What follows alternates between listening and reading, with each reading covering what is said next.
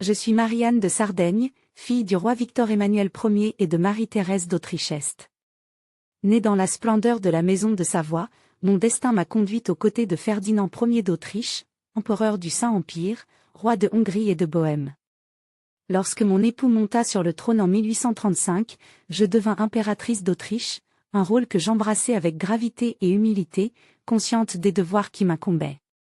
Ferdinand, bien que bon et pieux, souffrait de problèmes de santé qui limitèrent ses capacités à gouverner.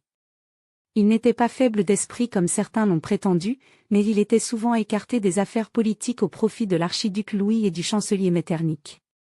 Dans ce contexte, je compris vite que mon rôle ne serait pas celui d'une impératrice influente dans les décisions d'État, mais plutôt d'un soutien indéfectible à mon époux et à la couronne. L'Autriche de mon règne était un empire immense, aux multiples peuples et langues, unis par une main de fer sous la direction de Metternich. Il régnait en maître sur la politique, consolidant un système conservateur issu du Congrès de Vienne. Son objectif était simple, maintenir la stabilité de l'Europe face aux mouvements révolutionnaires qui menaçaient les monarchies traditionnelles. Mais au fil des années, les vents du changement soufflèrent de plus en plus fort. À Vienne, à Prague, à Milan, des murmures de révolte se firent entendre. Le peuple, écrasé par la censure et la répression, aspirait à des réformes, à des libertés nouvelles. Pendant ce temps, je remplissais mon rôle d'impératrice en soutenant les œuvres charitables et en encourageant l'art et la musique, domaine où l'Autriche excellait sous notre règne. En 1848, tout bascula. Ce fut une année de feu et de sang, une année qui ébranla l'Europe entière. À Paris, la monarchie fut renversée, à Milan et à Venise, des insurrections éclatèrent contre notre domination autrichienne, et à Vienne même, la Révolution chassa Metternich du pouvoir.